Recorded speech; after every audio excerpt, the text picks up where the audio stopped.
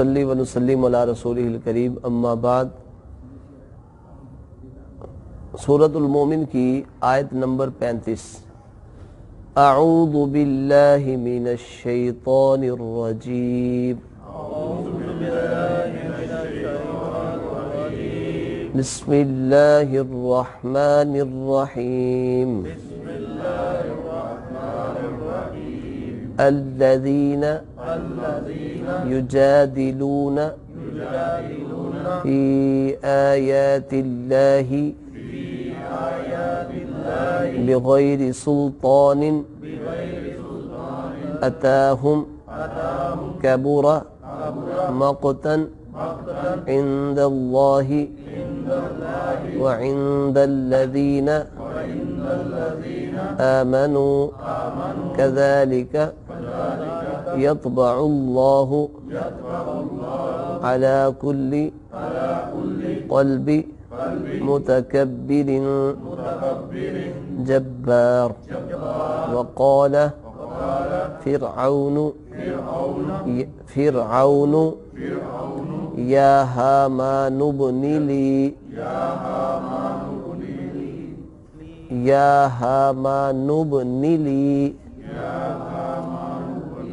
सरहल लअल्ली अबलुगुल अस्बाबस समावाति फ़अत्तलिअ इला इलाहि मूसा व इन्नी लअज़ुन्नुहु काज़िबा वकज़ालिका ज़ुय्यिन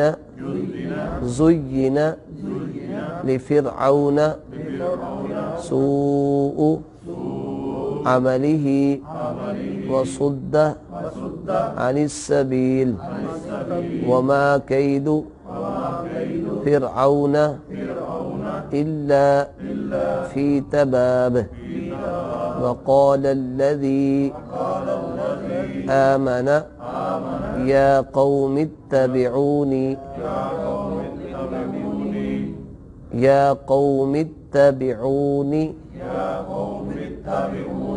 अहदिकुम सबीलर रशाद।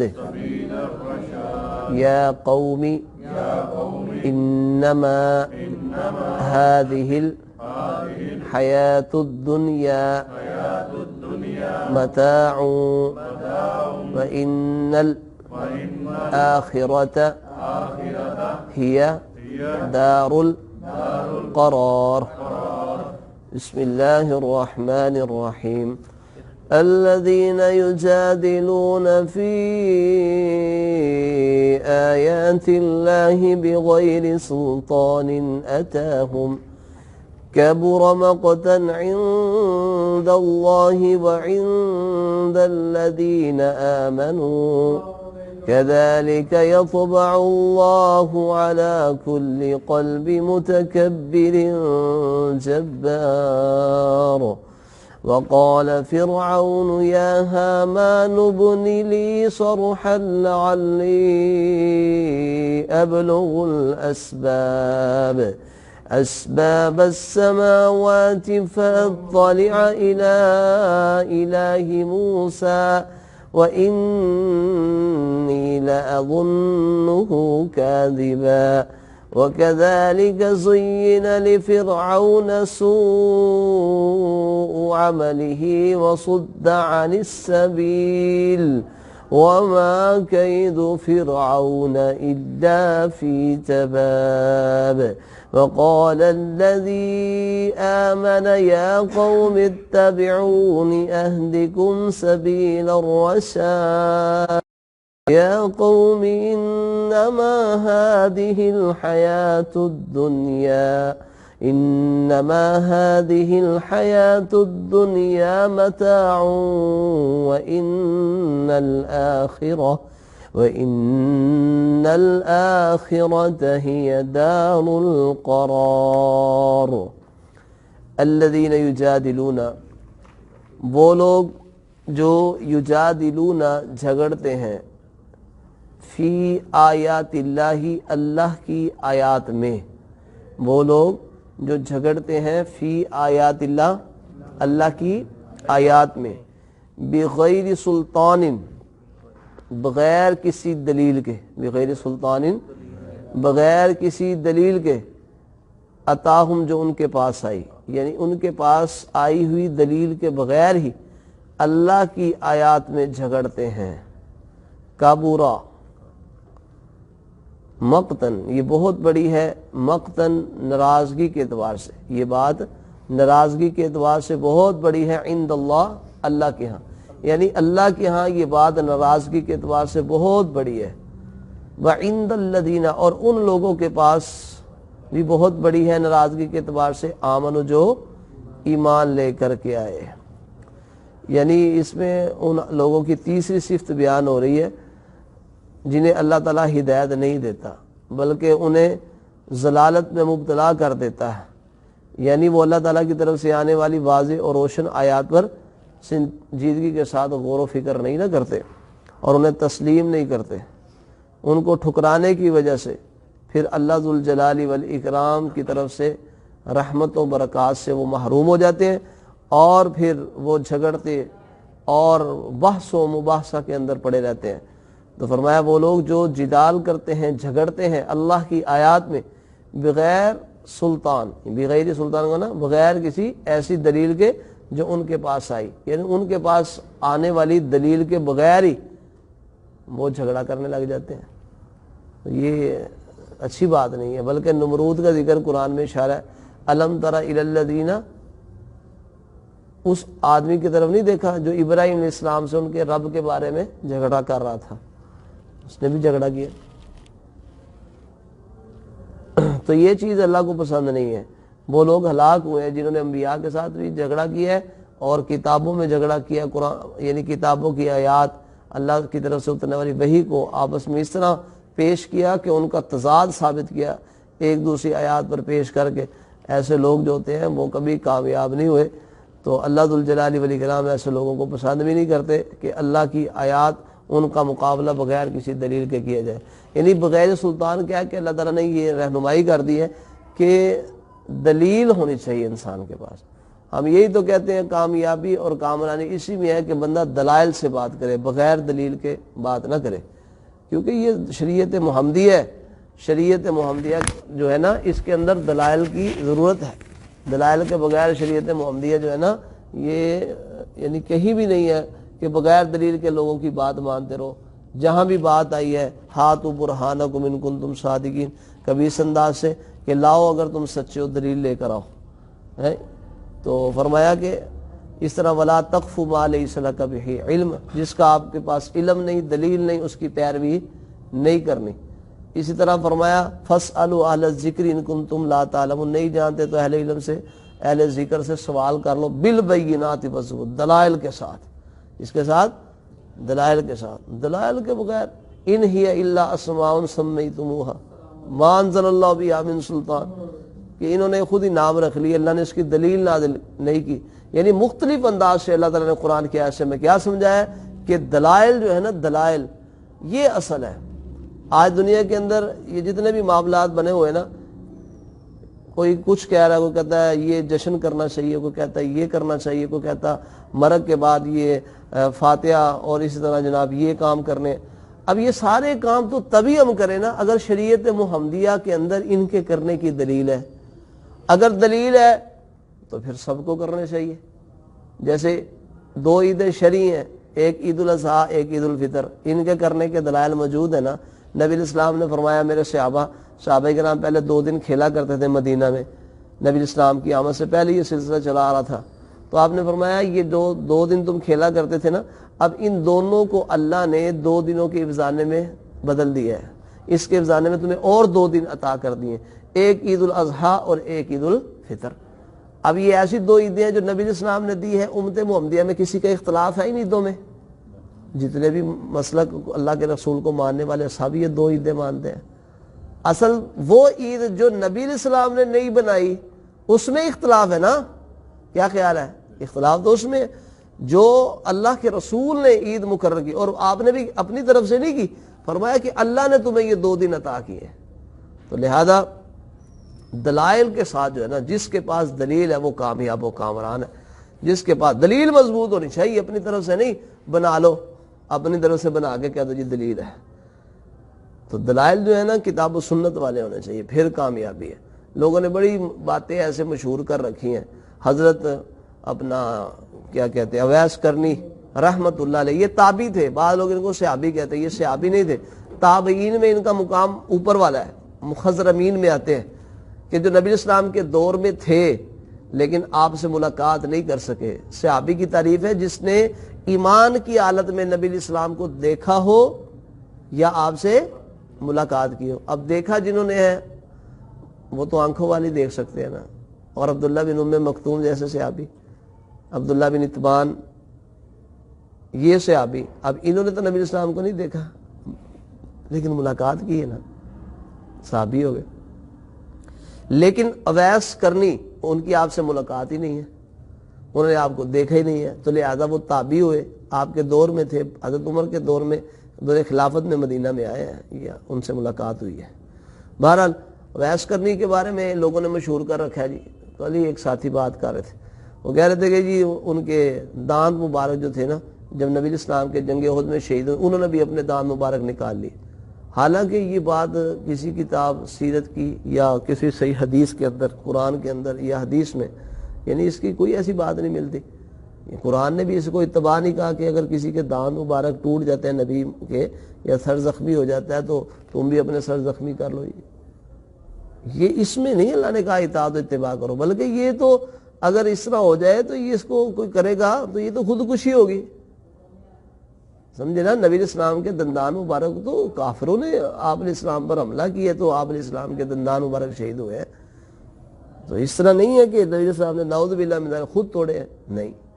تو کہتے ہیں کہ ان کو پتہ نہیں تھا اس لیے انہوں نے دانت توڑ لیے اپنے. یہ کہاں ہے واقعہ؟ کسی صحابی نے ان کی نظریں کسی خاتون پر پڑی، یہ واقعہ بیان کر دیا، انہوں نے اپنی آنکھیں نکال لی. یہ کہاں ہے یار؟ یہ گپے ہیں ساری، اپنے پاس ہی بنا کے چھوڑی جاؤ، جس طرح مرضی لوگوں کو گمراہ کری جاؤ. ایسے نہیں کام چلے گا. دلائل ہونے چاہیے، مضبوط ہونے چاہیے، صحیح ہونے چاہیے. دین ہے، دین اسلام ہے، اس میں تحقیق ہونی چاہیے انسان کی. باقی فرمایا جو مانتے ہیں فبیا، جو نہیں مانتے ان کے بارے میں کہہ دیا کذالک، اسی طرح یطبع اللہ، مور لگا دیتے ہیں اللہ، علی کل قلب، ہر دل پر، اس آدمی کے متکبر، تکبر کرنے والے اور جبار سرکش کے دل پر اللہ کیا کرتے ہیں؟ مہر لگا دیتے ہیں. اور جس کے دل پر اللہ مہر لگا دے، سٹیمپ لگا دیں، پھر اس میں حق نہیں جاتا، کیونکہ وہ پہلے ہی دل حق کو پسند نہیں کرتا کہ اس میں حق جائے. جب دل پسند نہیں کرتا پھر اس پر اللہ کی مہر لگ جائے پھر بالکل نہیں جائے گا. تو اس لحاظ سے تکبر کی تعریف پھر آپ سے سن لیتے ہیں. جی تکبر کسے کہتے ہیں؟ صحیح صاحب آپ بتائیں، تکبر کیا ہے؟ ماشاءاللہ، یہ دیکھیں نا جی، مسلمان بھائی کو حقیر جاننا اور حق کا انکار کرنا. حق کیا ہے؟ الذی نزل علی محمد وهو الحق من ربہ، جو چیز محمد صلی اللہ علیہ وسلم پر نازل کی گئی وہ وحی ہے. وہ وحی قرآن کی صورت میں جس کو آپ وحی جلی کہتے ہیں، یہ حدیث کی صورت میں وحی خفی ہے. دونوں ہی اللہ کی طرف سے نازل شدہ ہے، قرآن بھی اور حدیث بھی. ایک وحی مطلوب ہے، ایک غیر مطلوب کہہ لے. ایک وحی جلی ہے، ایک وحی خفی ہے. وحی جلی اور مطلوب اللہ کا قرآن ہے، غیر مطلوب اور وحی خفی جو ہے وہ حدیث رسول ہے. تو دونوں پر عمل کرنا ہے. دونوں پر کیا کرنا ہے؟ عمل کرنا ہے. اگر دونوں میں سے کسی ایک کو جھٹلائیں گے تو اس کا مطلب ہے یہ تکبر آ گیا. جیسے رسول اللہ صلی اللہ علیہ وسلم نے ایک شخص کو دیکھا، وہ بائیں ہاتھ سے کھا رہا تھا، آپ نے فرمایا دائیں ہاتھ سے کھاؤ. اب اس نے اس کو دائیں ہاتھ سے کھانے سے کس چیز نے روکا؟ تکبر نے. وہ کہنے لگا جی میرا دایاں ہاتھ جو ہے نا یہ کام یہ چلتا نہیں ہے. آپ سمجھ گئے کہ یہ جھوٹ بول رہا ہے. آپ نے فرمایا پھر ایسے ہی ہو، مستطاعت، تو طاقت نہ رکھے. بس پھر اس کے بعد اس نے اپنا ہاتھ اٹھا کے منہ کی طرف نہیں دائیں لے جا سکا. اس کو کس چیز نے روکا تھا؟ حق ماننے سے، تکبر نے. تو اس لحاظ سے اگر کوئی کہتا ہے یار شلوار ٹخنوں سے اوپر ہونی چاہیے تو ہمیں کار لینی چاہیے نا، کیوں نہیں کرتے ہم؟ ہم کہتے ہیں نہیں جی وہ تکبر کی وجہ سے لٹکائے تو، اور نیچے لٹکا نہیں. حق کا انکار جب تکبر ہے. اگر حق بات کوئی کہے، نبی علیہ الصلوۃ والسلام کا تہبند جو تھا وہ ٹخنوں سے اونچا ہوا کرتا تھا.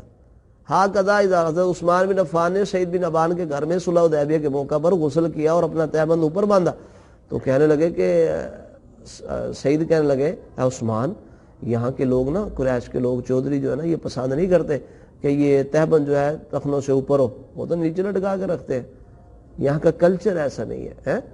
تو کہنے لگے دیکھیں جن کی محمد رسول نے تربیت کی ہوئی تھی پیارے پیغمبر علیہ الصلوۃ والسلام نے, کہنے لگے تم کہتے ہو کہ یہاں کا کلچر نہیں ہے, یہاں کے لوگ یہ پسند نہیں کرتے, لیکن ہا قدا ازار رسول اللہ صلی اللہ علیہ وسلم, میرے پیغمبر علیہ الصلوۃ والسلام کی دھوتی یہاں ہوا کرتی تھی, آپ کا ازار یہاں ہوا کرتا تھا ٹخنوں سے اوپر.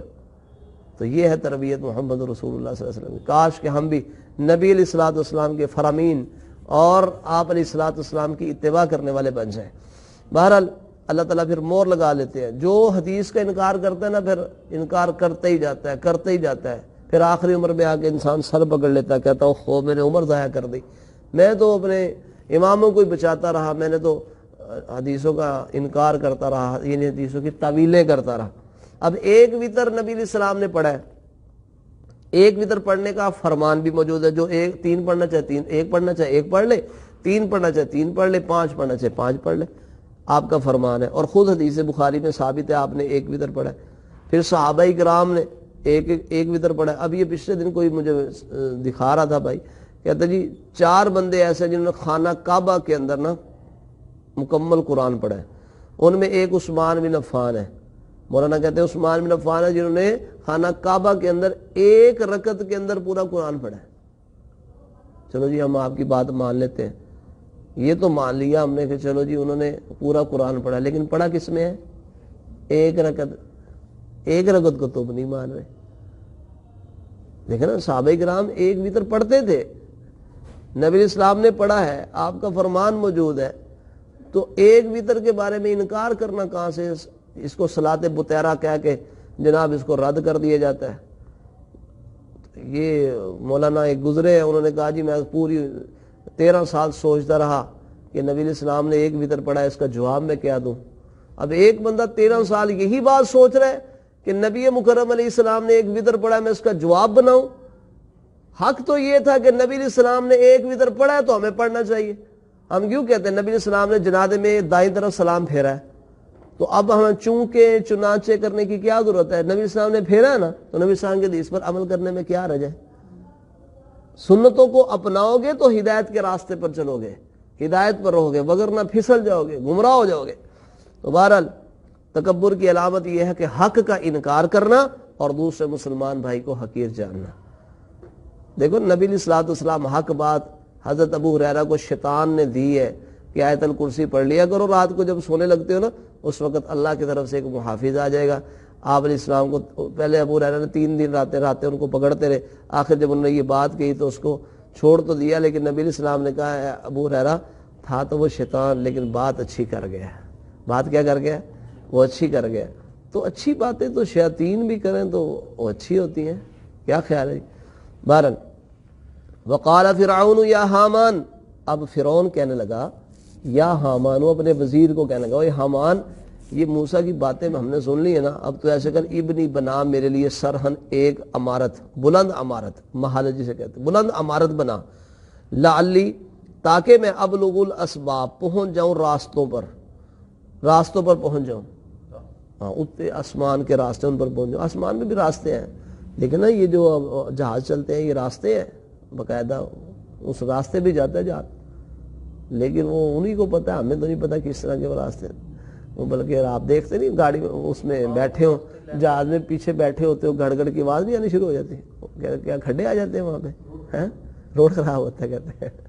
ایسی بہرحال راستے ہیں, لیکن وہ کنڈیشن کیفیت ہمیں نہیں پتہ, تو اسی راستے پر وہ چلتے ہیں. بہرحال یہ اس راستے کی بات نہیں ہو رہی. وہ کہہ رہا ہے فرعون نے کہا اے حامان بنا میرے لیے ایک اونچی عمارت بنا میرے لیے, لعلی ابلغ الاسباب تاکہ میں پہنچ جاؤں راستوں پر. کیونکہ سبب کی جمع یہ اسباب, سبب کہتے ہیں کسی چیز تک پہنچنے کا ذریعہ, مراد راستے اور دروازے ہیں. جب فرعون نے دیکھا نا اس مرد مومن کی کسی بات کا اس کے پاس جواب نہیں ہے, وہ لاجواب ہو گیا, تو اس نے پڑھانے کے لیے نا اپنے وزیر کو, چل وزیر کو, دیکھو حق تو حق ہی ہے, اس کو با لینا چاہیے, لیکن یہ مذاق اس نے بنا لیا, مذاق کے طور پر یہ بات کہہ کہ نا حق کا انکار کر رہا ہے کئی بندے ایسے ہی ہوتے ہیں حق کا انکار کرتے ہیں، دوسرا وہ کہتا ہے نہیں یار ایسے اس کو آنکھ مار دی، چل اس کو چپ کرا دیا، یہ کیا؟ یہ خیانت ہے۔ بہرحال اسباب السماواتی، کون سے اسباب کو میں دیکھوں؟ ہو سکتا ہے میں اطلاع پاؤں اور پہنچ جاؤں اسباب راستوں پر۔ کون سے راستے؟ اسباب السماواتی، آسمانوں کے راستے۔ کون سے راستے؟ آسمانوں کے راستوں پر پہنچ جاؤں۔ پھر پہنچ کر کیا کر رہے ہیں؟ فَأَطَّلِعَ إِلَىٰ إِلَٰهِ موسیٰ، تو میں جھانکوں موسیٰ کے معبود کی طرف۔ وَإِنِّي، اور بے شک میں لازنو گمان کرتا ہوں، خیال کرتا ہوں اس موسیٰ کو کاذبا، جھوٹا۔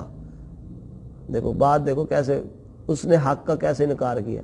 جیسے نبی علیہ السلام ان کے سامنے قرآن پیش کر رہے ہیں تو وہ کہہ رہے ہیں ایسے نہیں، آپ ہمارے سامنے آسمانوں پہ چڑھیں، آپ کے لیے سیڑھی لگے، اوپر جائیں، اوپر سے پھر کتاب لے کے ہمارے سامنے نیچے اتریں، ہمارے ہاتھوں میں دیں، ہم اس کو پڑھیں گے، پھر ہم ایمان لائیں گے۔ کتنا اوکھا ایمان ہے ان کا، ہے سیڑھیاں چڑھنا، اوپر چڑھنا بہت مشکل ہے ان کا ایمان۔ اللہ اکبر۔ ادھر سے فرعون کہہ رہا ہے کہ میرے لیے ایک حل بناؤ، اونچی عمارت بناؤ، میں اوپر چڑھ کے نا ذرا موسیٰ علیہ السلام کے الہ کو دیکھ کے آتا ہوں۔ کتنا متکبر آدمی ہے، دیکھیں نا، اس پر حق بالکل اثر نہیں کر رہا کہ میں اوپر چڑھ کے جا کے دیکھ کے آؤں پھر میں ایمان لاؤں گا۔ ایمان اس نے تو غرق ہوتے ہوئے کہا تھا کہ اب ایمان لاتا ہوں، لیکن پہلے نہیں لایا۔ کہتا میں موسیٰ علیہ السلام کو جھوٹا سمجھتا ہوں۔ اب اتنا مشکل تو موسیٰ علیہ السلام نے اللہ تعالیٰ کو کہا تھا اللہ میں تجھے دیکھنا چاہتا ہوں، کیا فرمایا لن ترانی، تو ہرگز نہیں مجھے دیکھ سکتا، تو فرعون دیکھنے جا رہا ہے۔ ہاں جی، کمال نہیں ہے؟ کہتا ہے جی میں اوپر چڑھوں گا۔ اب یہاں سے ایک بات یہ بھی پتہ چلی کہ موسیٰ علیہ السلام اپنے معبود رب کا ذکر کرتے تھے، کہتے تھے میرا رب کہاں ہے؟ اوپر ہے۔ تبھی تو فرعون اوپر کی سیریں کرنے جا رہا ہے نا، کس کو ملنا ہے اوپر؟ ہم سے پوچھ لے کوئی اللہ کہاں ہے، ہم کہتے ہیں ہر جگہ ہے۔ اللہ کہاں ہے؟ جی ہر جگہ ہے۔ اللہ کہاں ہے؟ جی ہر جگہ ہے۔ اللہ تعالیٰ کہاں ہے؟ اللہ تعالیٰ عرش پر مستوی ہے۔ ثم استوى علی العرش، تقریباً 7 مقامات ایسے ہیں جس سے یہ بات ثابت ہوتی ہے اللہ عرش پر مستوی ہے۔ عرش اللہ کا کہاں ہے؟ آسمانوں کے اوپر۔ 7 آسمان ہے، زمین سے آسمان تک کا فاصلہ 500 سال کی مسافت کا ہے۔ اسی طرح 7 آسمان پھر موٹے، پھر درمیان میں اسی طرح فاصلے، پھر 7 آسمانوں کے اوپر ایک سمندر ہے، اس سمندر کے اوپر اللہ کا عرش ہے۔ عبداللہ بن مسعود کہتے ہیں اللہ فوق العرش، یہ اللہ عرش کے اوپر ہے۔ کیا کہتے ہیں؟ اللہ فوق العرش، اللہ عرش کے اوپر ہے، اور اللہ کا عرش بہت بڑا ہے، بہت بڑا عرش ہے، اس عرش کے اوپر اللہ تعالیٰ ہے۔ ہم کہتے ہیں اللہ لامکاں ہے، اللہ لامکاں ہے، اللہ ہر جگہ بھی کہتے ہیں۔ پھر جب ہر جگہ کہیں گے تو جگہ تو ہوگی نا، لامکاں تو پھر بھی نہ رہا۔ ہر جگہ سے کیا مراد ہے؟ پوری زمین لے لو، اگر اللہ ہر جگہ، پھر زمین جگہ تو ہے نا۔ یہ مثالیں دینا جی کہ اگر ہم یہ کہیں گے اللہ عرش پر ہے تو پھر عرش کو بڑا ماننا پڑے گا۔ دیکھیں جی یہ آپ کے سامنے باکس یہ پڑا ہے، آپ اس کے اوپر یہ کتاب رکھ رہے ہیں، اب کتاب چھوٹی ہے یہ بڑا ہے۔ اس طرح کی مثالیں ٹی وی پہ بیٹھ کے علماء دیتے ہیں جی۔ یہ میز پڑا ہے، اس کے اوپر دیکھیں میز بڑا ہوگا تبھی یہ کتاب رکھی جائے گی۔ تو پھر اگر ہم یہ مانیں کہ اللہ عرش پر ہے، اس کا مطلب ہے کہ عرش اللہ سے بڑا ہوا، پھر اللہ اکبر کہنا ٹھیک نہ ہوا۔ یہ بات درست نہیں ہے۔ یہ عقلی دلائل دے کر نقلی دلائل کا انکار نہیں کیا جا سکتا۔ ہم کہتے ہیں اللہ عرش پر ہے، کما یلیق بشانی، جیسے اس کی شان کو لائق ہے، جیسے اس کی شان کو لائق ہے۔ جہاں تم 2 ہوتے ہو تیسرا اللہ ہوتا ہے۔ اس کی عام طور پر یہ عقلی مثال ہے نا، مثلا اس کی یہ کتاب پڑھی ہے، ڈیسک کے اوپر کتاب پڑھی ہے، یہ بڑا ہے یہ چھوٹی ہے۔ لیکن آپ کے گھروں میں فریج ہے، فریج کے نیچے جو پڑی ہوتی ہے وہ پیڑھی سی ہے، چوکی جو ہے وہ بڑی ہوتی ہے کہ فریج بڑا ہوتا ہے؟ بتائیں، فریج بڑا ہوتا ہے نا، چوکی چھوٹی ہوتی ہے۔ یہ تو جواب بن سکتا ہے جنہوں نے یہ بنا لیا کہ جی اگر ہم اللہ کو بڑا مانتے ہیں تو پھر عرش نے اللہ تعالیٰ، عرش کے اوپر اللہ تعالیٰ ہے تو پھر عرش کو بڑا ماننا پڑے گا، یہ کوئی ضروری نہیں ہے۔ سمجھ آئی نا؟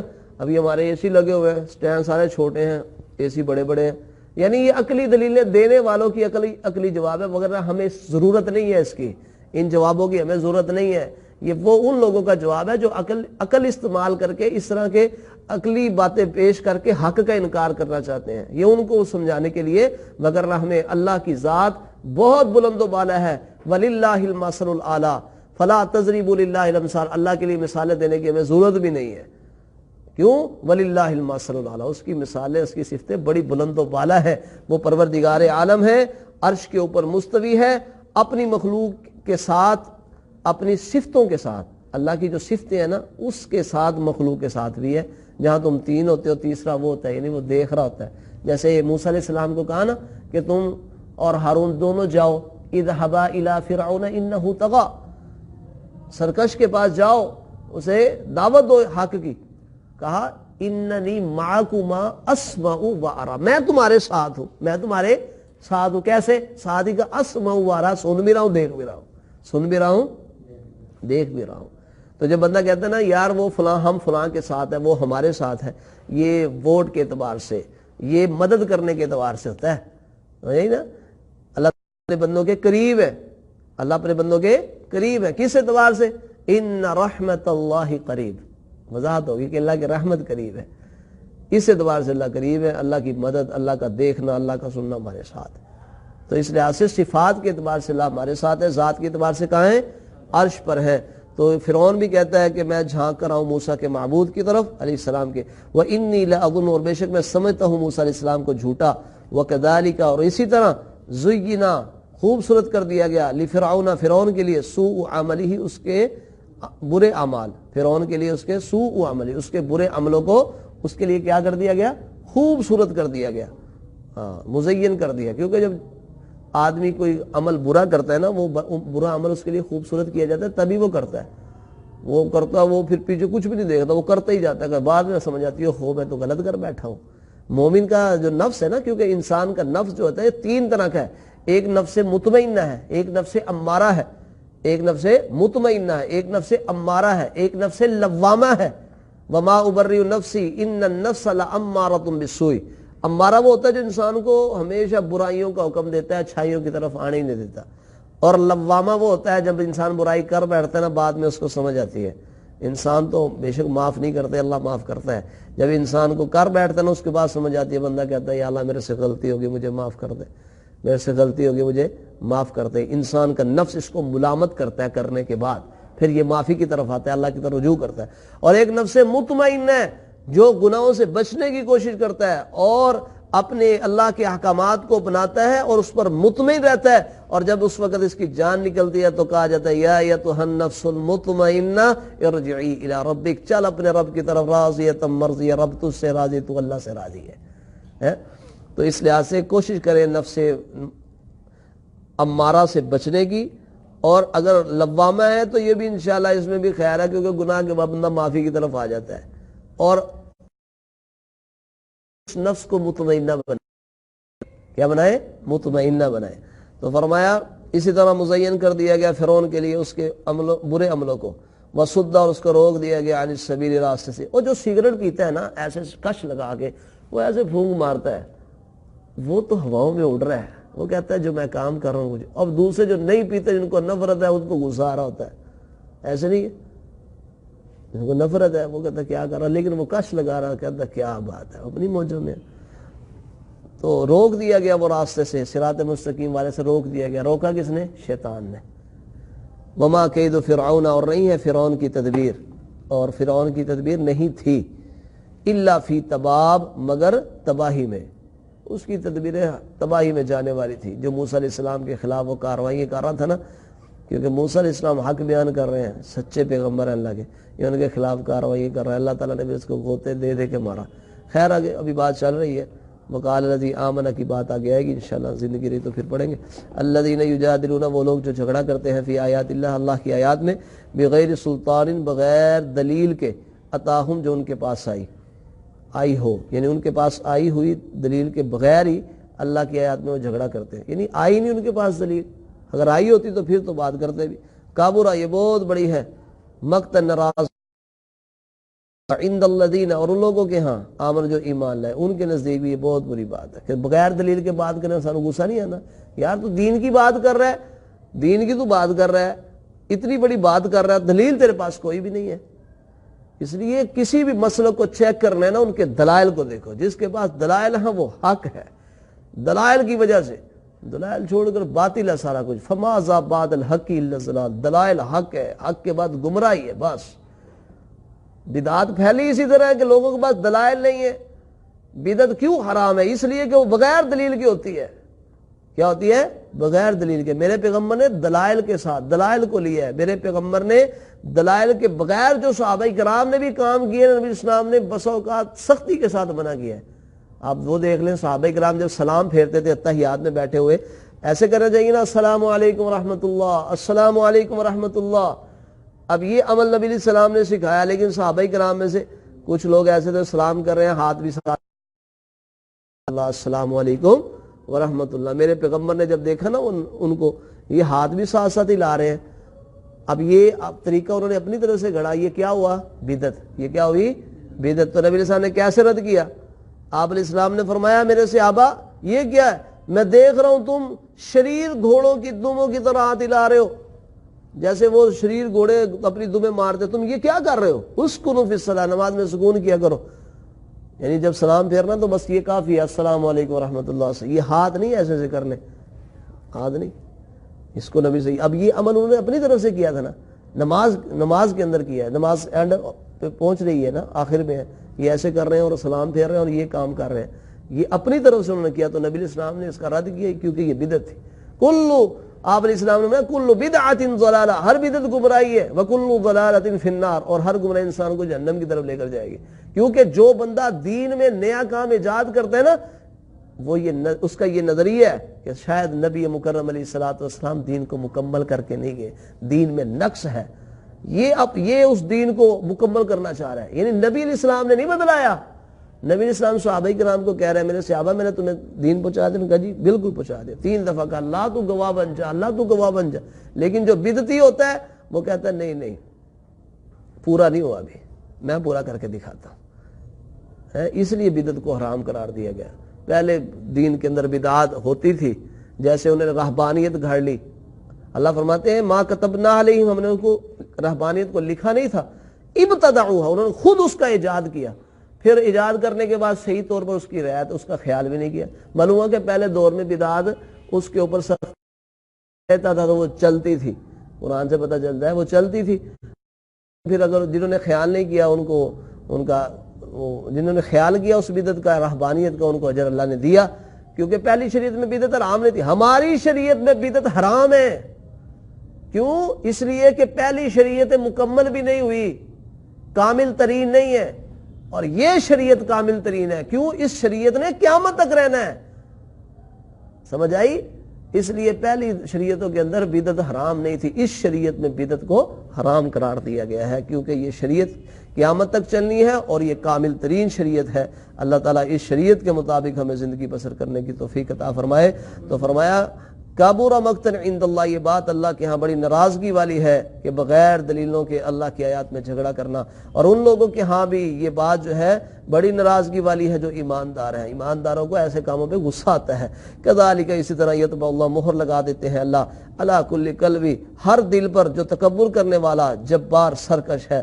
وقال فرعون نے کہا یا حامان، اے حامان، ابن لی، تو بنا میرے لیے سرہن ایک محل، لالی، تاکہ میں اب لوگوں پہنچ جاؤں اسباب راستوں پر، اسباب السماواتی فاطلع، یعنی آسمانوں کے راستے پر پہنچ جاؤں، پھر میں اطلاع پاؤں الی الہ موسیٰ، موسیٰ علیہ السلام کے معبود کی طرف. وانی، اور بے شک میں لاظنہ، سمجھتا ہوں موسیٰ علیہ السلام کو کاذبا، جھوٹ بولنے والا.